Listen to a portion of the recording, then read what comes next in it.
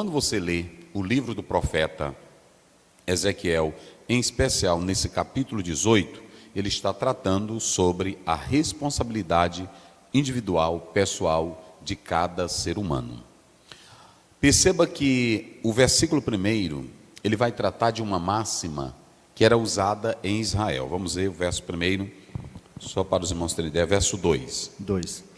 Que tendes vós que dizeis esta parábola acerca de Israel, dizendo: os pais comerão uvas verdes e os dentes dos filhos se embotaram. Muito bem, você tem aí uma pergunta retórica, não é isso? Pergunta retórica é que, na verdade, ela não espera resposta. Você faz essa pergunta como se fosse uma afirmação. Então, ele não espera resposta.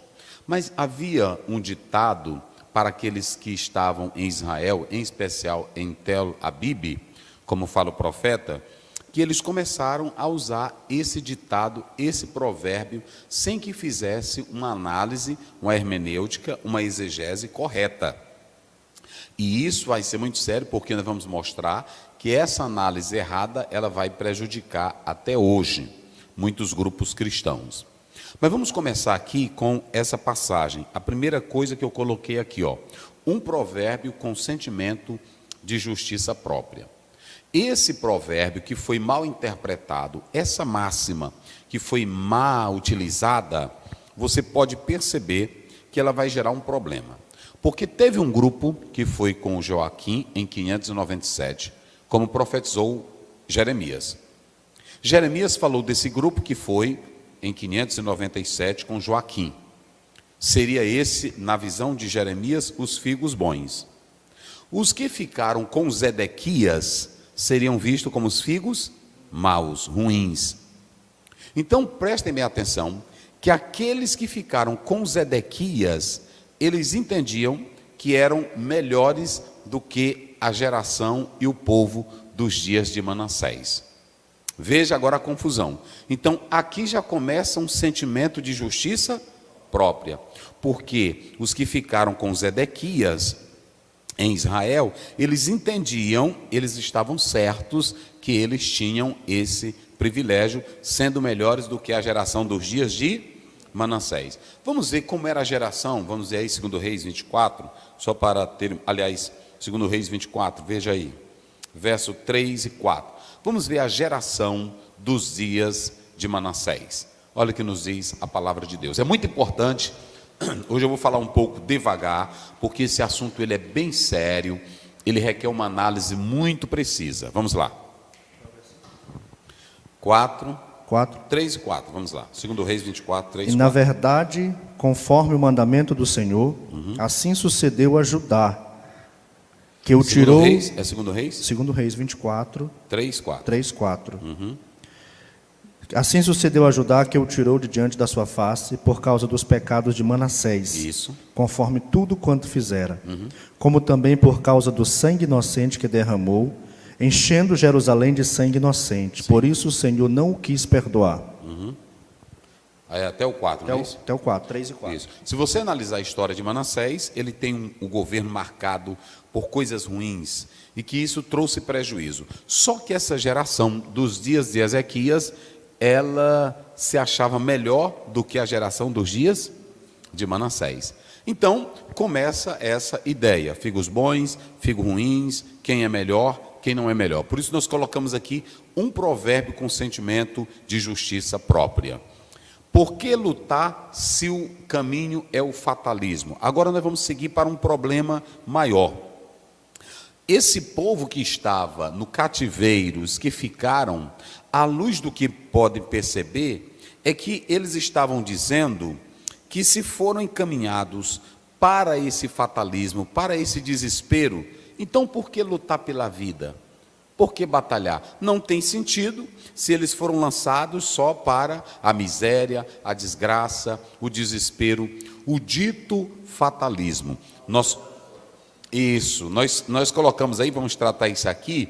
O que acontece? Eles estavam dizendo claramente que se os pecados dos pais estivessem neles, ia continuar sempre essa maldição. essa maldição. E se era uma punição de Deus para eles que estavam continuamente em maldição, então para que lutar? Então para que batalhar? Então para que viver? Vocês entenderam? Por isso que eu coloquei aqui: por que lutar se o caminho é o fatalismo? Por que lutar se o caminho é a desgraça? Por que lutar se o caminho é a miséria? Eu anotei aqui algumas coisas muito importantes. Primeiro, nós podemos analisar que se eles deveriam pagar pelos pecados de seus pais, então não valeria a pena eles terem essa vida. Para que lutar? Para que batalhar? Para que se esforçar? Porque o homem, ele sempre estaria nessa condição de desespero. Vê aí Ezequiel 33, verso 10. Vamos lá. 33, 10. Tu, pois, filho do homem, dize à casa de Israel: assim falais vós, dizendo: visto que as vossas prevaricações e os nossos pecados estão sobre nós, Sim. e nós desfalecemos neles, como viveremos então? Como viveremos então? Então, esse provérbio, essa máxima, que ela foi mal interpretada pelos judeus, elas seguiam até aquele tempo. E aí, se era assim, se eles estavam pagando pelo pecado de uma geração passada, duas coisas estariam acontecendo. Primeiro, Deus era injusto. Deus era injusto, porque ele estava colocando sentença, punição em um povo que não havia cometido pecado. Mas lá atrás, os seus antepassados tinham cometido pecados. Segundo lugar, se você analisar dentro dessa perspectiva aqui, eles estavam sempre caminhando para onde? Para o fatalismo, não é isso? E aí é que entra o Sartre, Heidegger. O que eles vão tratar? Eles vão tratar sobre aquilo que é chamado de existencialismo. E o existencialismo, ele vai ter 3 pontos que nós podemos analisar. 1, o homem não tem liberdade. 2, o homem não caminha para o progresso, ele caminha para a desgraça. Não é assim?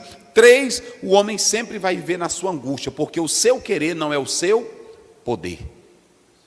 Então perceba que dentro do existencialismo, tudo está aqui e tudo se acaba aqui mesmo. Falei. E nessa percepção, pastor Zéu, eles creem que a existência é que precede a essência. Com certeza. Vieres. A verdade, essa era a pregação deles, né? Dentro do campo filosófico. Então preste bem atenção, se a minha vida, olha aí, Schopenhauer fala isso, Sartre fala isso, Nietzsche fala isso, viver vale a pena? Ora, se eu tenho uma angústia, eu vou viver sempre na miséria, porque essa minha vivência não me dá liberdade. É assim que o existencialismo prega. Eu não tenho liberdade. A liberdade, entre aspas, ela está delimitada, delineada por circunstâncias que eu não posso alterá-las. Verdade. Então, se acontecem essas coisas, então não há motivo para eu lutar. Não há motivo para eu viver. Eu vou viver a vida. Isso é muito perigoso, gente. Isso é muito perigoso, porque se eu acreditar assim, eu posso viver a vida marcada de um hedonismo sem qualquer responsabilidade ética e moral. Entenderam agora? Rapaz, é boa a Bíblia. Vamos ver lá, Isaías 22, 13. Rapidinho aí, pastor Luiz. Então, enquanto ele encontra aí, o grande problema do existencialismo é que ele coloca o homem nessa tragédia gritante. Ora, se ele se caminha para a desgraça, para a morte, e não para o progresso, não para a liberdade, qual é o sentido da vida? Qual é o objetivo da vida? E você vê o pessimismo de Nietzsche, o pessimismo de Schopenhauer e o pessimismo de muitos na atualidade, que dizem que com a morte se acaba tudo, mas todos sabem. E quem entende o lado misterioso da vida, assim como não explica como a vida começa, ele não pode explicar como se dá o prosseguimento da vida após a morte. Não há, olha para cá, está filmando direito? Bota aqui que eu vou começar agora. Não há um doutor em física quântica, em ciência, não há um doutor em filosofia que diga o que acontece quando ele fecha os olhos para essa vida. É assim?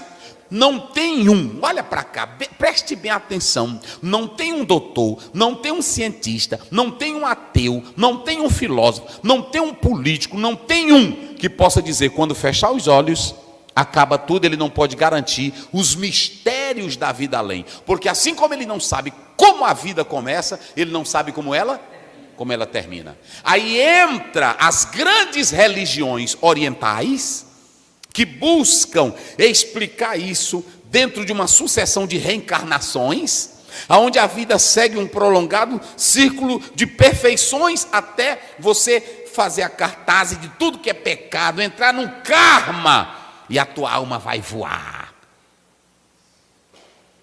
E a Bíblia tem toda a explicação. João 14,6, Jesus disse: eu sou o caminho, a verdade e a vida, e ninguém vem ao Pai senão.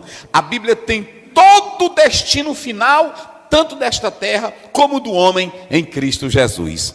É por isso que quando nós lemos o Apocalipse, está a consumação de todas as coisas e como Jesus vai dominar todas as coisas.